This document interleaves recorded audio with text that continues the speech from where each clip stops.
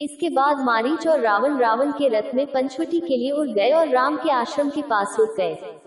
तब मारीच ने एक सुंदर सुनहरे हिरण का रूप धारण किया, जिसके शरीर पर चांदी के धब्बे थे और नीलम, चंद्रमणि, काली जेट और नीलम जैसे कई रत्न चमक रहे थे। 13 मारीच राम के आश्रम के आसपास चरने लगा ताकि सीता उसे देख सके।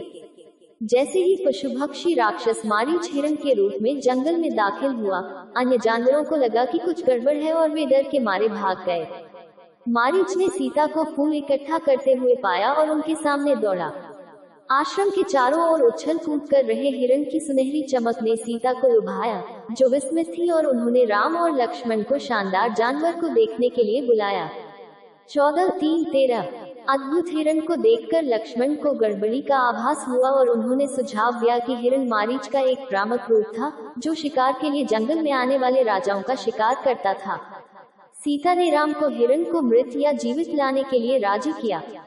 अगर पकड़ा जाता है तो उसने कहा कि इसे पालतू जानवर के रूप में पाला जा सकता है और अपने 14 साल के वनवास की याद के रूप में अयोध्या वापस ले जाया जा सकता है।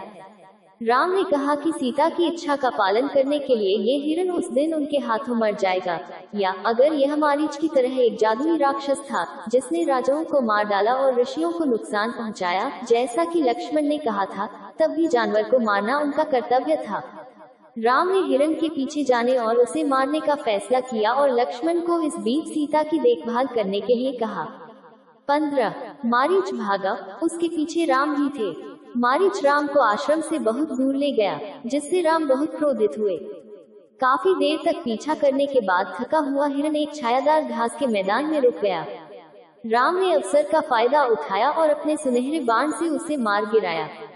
जब मरता हुआ मारीच अपने असली रूप में लौट रहा था तो उसने राम की आवाज की नकल करते हुए चिल्लाया, ओह सीता, ओह लक्ष्मण। 16 सीता इस छल का शिकार हो गई और उन्होंने लक्ष्मण से राम की खोज करने के लिए कहा।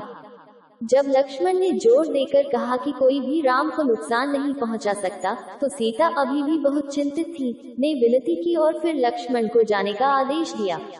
लक्ष्मण अनिच्छा से राम की तलाश में चले गए। 16 लक्ष्मण के चले जाने के बाद रावण एक साधु के रूप में प्रकट हुआ और सीता का अपहरण कर लिया, क्योंकि वह उसे भिक्षा देने के लिए आगे बढ़ी।